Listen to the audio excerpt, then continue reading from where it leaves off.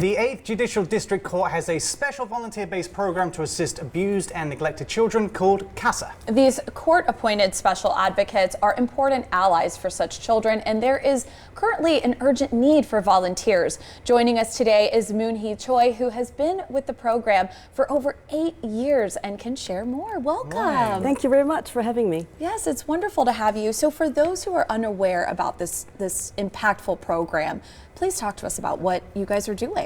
Yes, so as you mentioned, I've been a CASA for about 8 years. The role of a CASA is to advocate for children who have no voice, who are in foster care.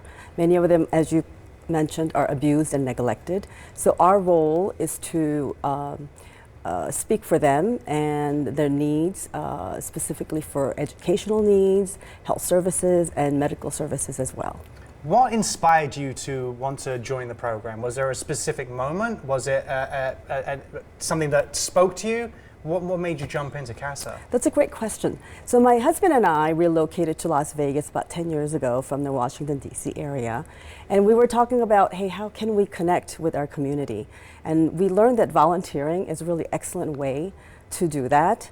And for me, being a CASA volunteer, it just opened a new door to meet great people and friends as well.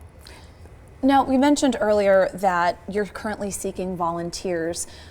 What is the process like if someone is watching this and saying, I want to be part of this and do something impactful like this? Sure. The urgent need comes from the fact that we have over 3,000 children in foster care and we only have 400 volunteers. So we will need additional 1,000 volunteers to meet the need. And what it entails is that there's a training program, an orientation program to learn about the process, the system, the law, our roles, and we're trained by the judges, the district attorneys, social workers, and the Department of Family Services. So we work collaboratively with our partners in the best interest of child. How does it balance with your regular life? People might be assuming that it takes up a huge amount of time. Is it easy to balance the responsibilities of working with CASA with everything else you do? Absolutely. We all lead busy lives, but we also want to contribute and our talent, our time to in a meaningful way. So we mostly work on weekends. We might take a child to a park or a ball game and get to know the child. And then the rest is done maybe over a phone or online. And there is every 6 months, there is a court hearing, which you could attend in person or virtually. Now, giving back is so important for our community. So what are some of maybe the rewarding parts about doing this kind of work? Of course. Well, to have an impact on a child's life, quality of his or her life, is hugely rewarding. But what I didn't expect was how much inspiring they can be for me. And so many of these children who are neglected and abused, who've gone through such difficult times in their lives, they're so optimistic and resilient. They really are a source of my inspiration to continue doing this work.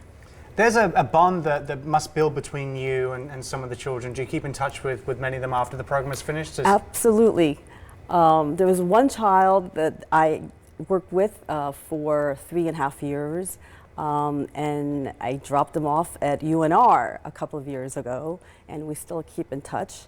There was another little boy who went to live with his grandmother in a different state, and we still keep in touch. So as long as the child and her guardian want us in their lives, we continue to do that. Now, you mentioned that there is training involved in this. So for people interested in volunteering, what is the process like to even apply? There's a great website for CASA. That's where I would start and talk to other volunteers. And also there's an interview process in terms of finding out what's entailed in terms of time commitment and whether this is a right thing for you at this time. Thank you for coming in this morning. It's such an impactful, work and volunteering that you do. So thank you for that. And hopefully there are some viewers watching at home who are inspired by your stories and can join in too. And if you are interested, please visit casalasvegas.org for more info.